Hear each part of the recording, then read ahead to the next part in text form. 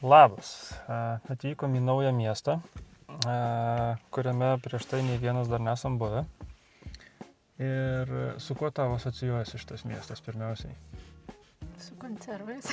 Konservais? Agurkais. Agurkais? Nu, agurkais, okei. Konservais, kokiais konservais? Turėjau, ne tik agurkos. Ai, Kėdainių ten visokie šitie, jo. Užtepėlės būna, pomidorų, pasakai. Tai pasakiau, tai nieko tokio.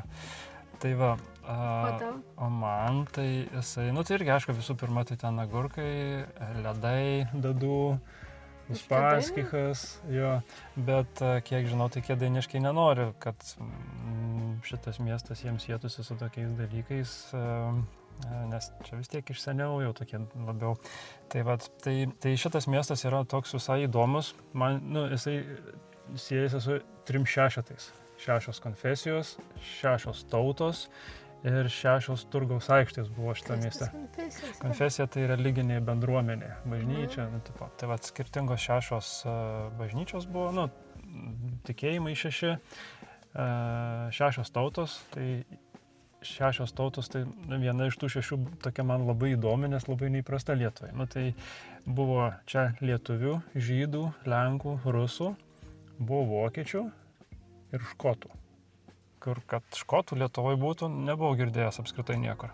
Kiek girdėjau, tai škotai lyg ir atsikraustė buvo čia dėl savo tikėjimo, nes dėl persekiojimo ar ten kažkaip panašiai.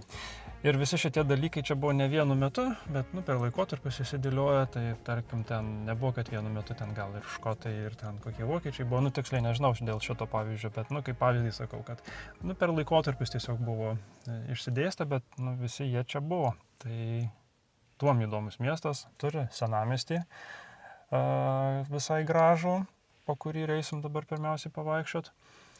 Ir tiek, ir pasižiūrėsim, ko čia daugiau įdomaus gražaus yra.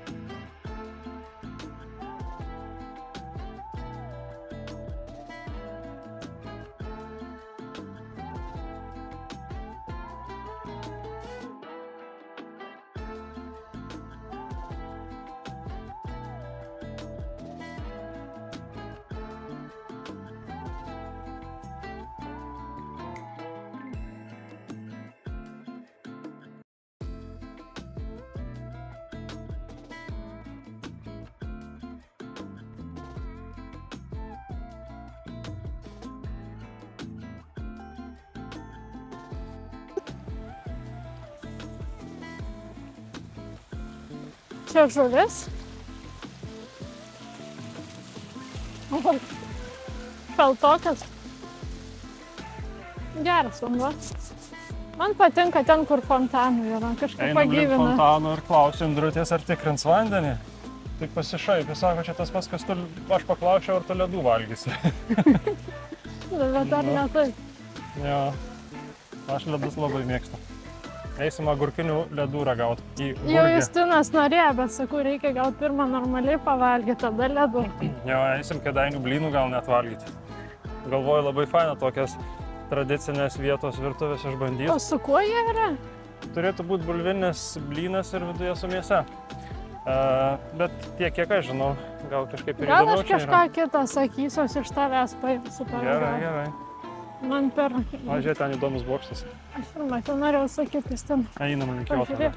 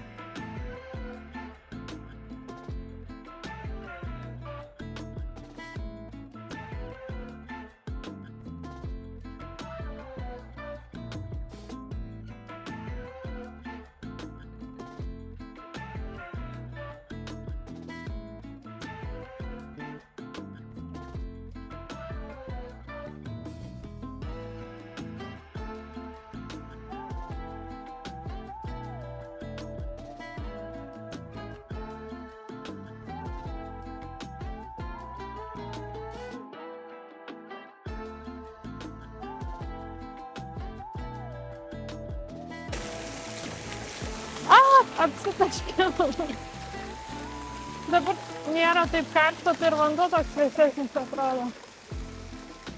Fontanas biškį pasipriešino, nenorėjo, kad vandenį patikrintum. Net akiniai. Akinius net aptaškė. Ja. Čia dar gražiau atrodo. Tiksliau, įdomiau.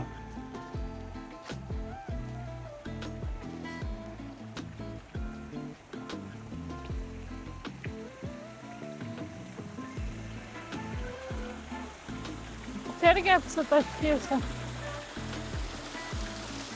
Nenoriu apsitaškysiu.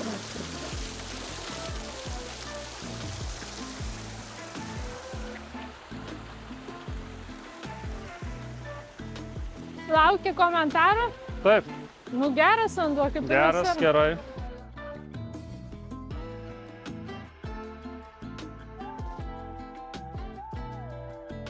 Atėjom dar prie evangelikų liuteronų bažnyčios ir atrodo tokia kaip ir neveikianti. Iš išorės tai atrodo sutvarkyta, bet viduj tai taip atrodo, kad pro langą kiek matosi, tai iš vidaus išdužę. Jo, ir tokia ir nevalyti. Tai atrodo lyg neveikianti būtų. Aš tai to nemačiau, aš tik matau, kad stiklai išdužę. Dulkėti matosgi tokie. Nu jo, nebent patys stiklai. Tai va, tai šiaip dabar galvoju, kad ir kiek mes čia jų matėm, paskutiniu metu kokias 3, tai visos atrodo tokios lyg ir neveikiančios būtų. Kretingoj matėm, paskui Skuode, tai Skuode tikrai neveikianti, Kretingoj ten gal, bet kažkaip va, dauguma tokių kaip paminklai tik stovi, atrodo.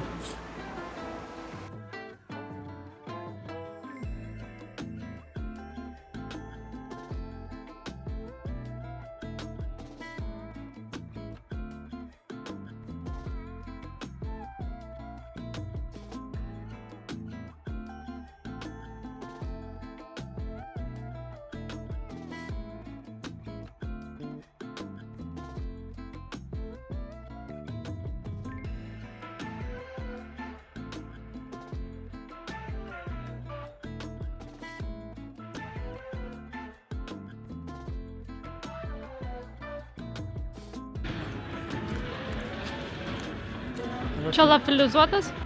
Biškis saldus. Na, kaip? Neblogai.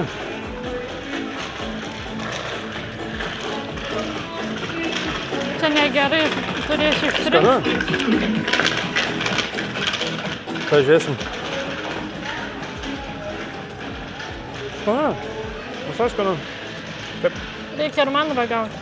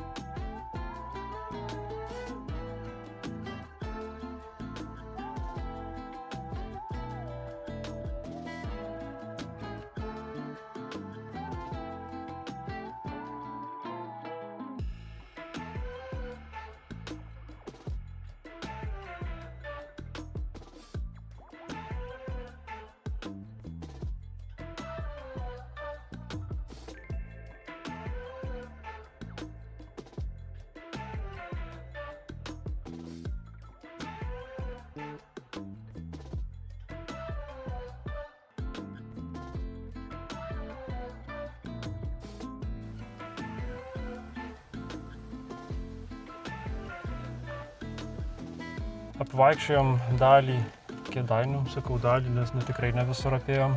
Didelis miestas. Jo, šiaip iš čia mūsų lankomų miestų, tai jis vienas didžiausiai, gal apie 20 000 gyventojų. Kaune buvo? Tai Kaune tai kitaip ten, žinai. Jo, bet iš šitų visų kitų, tai jisai vienas didžiausių, nes man atrodo, gal koks 11 pagal dydį ar kažkas. Aha, tai aukštai jau. Jo, iš to 103 berods miestų, jisai, gerokai aukščiau negu jau ten daugumą mūsų aplankytų. Tai sakau dalį, nes tikrai dalį, nes neturim begalinio laiko ir šiandien vis tiek iš Vilniaus atvažiuoti 1,5 valandos, tai net ne 1,5 daugiau dar biškį, tai pavaikščiom kiek išėjo. Ir dabar paskutinis punktas, kad čia buvom, tai Prieš paskutinis punktas, taip, tai prie minareto. Jis čia pastatytas atminti Turkijos-Rusijos karui ir vienintelis toks Lietuvoje yra, tai buvo įdomu pamatyti. Tik tai jis bėda, kad restauruojamas dabar, tai darbininkai ten pasistatė pastolius, apsitvėrė. Bet darbininkai tikrai gerai padarys, nes ką sakė? Vienas sako, man nesvarbu, ką jūs galvojat, man turi būti gerai padaryta. Tai čia bus gerai. Jo, tai čia Geras atsakingas žmogus, žodžiu, prižiūri. Tai va, tai jo, pabuvom čia, dar prieš tai į dvarvietę, dvaro sodybą, kaip čia pasakyti, buvom užsukę čia irgi netoli. Susprogdinta jau. Taip, susprogdinta, nieko beveik ten taip jau nelikė, tik tais keli pastatėliai. Gal ir taip, man atrodo, pristatyta vėliau buvo. Gal. Tos kavinukės. Tai jo, bet kiemukas visai fainas. Ir jo, šiaip tai graži vieta turėjo būti, ten salytės 2, tvenkinys, tai turėjo būti faina kažkada. Dabar tai pasivaikščioti irgi visai normaliai. Tai va, ir važiuojam į paskutinę vietą. Nežinau, kaip ten pavyks patekti, nes internete neradau jokių patarimų, bet važiuojam prie vadinamų Lietuvos Alpių, prie Gipso kalnų Lifosos.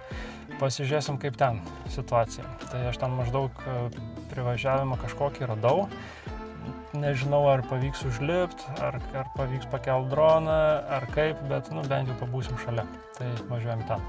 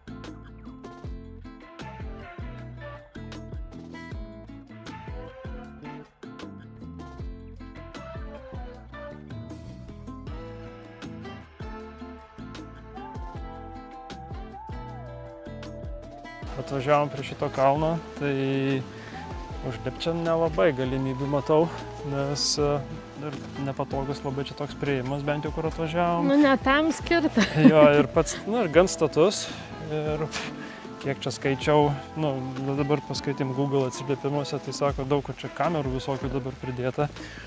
Ir draudžia lipti. Natūralu, nes čia ir nusivarteliot lengva. Ir kas atsakys tada jie? Tai va, tai nežinau, gal dar kokį droniuką pabandysiu pakelt, jeigu čia kas gausis.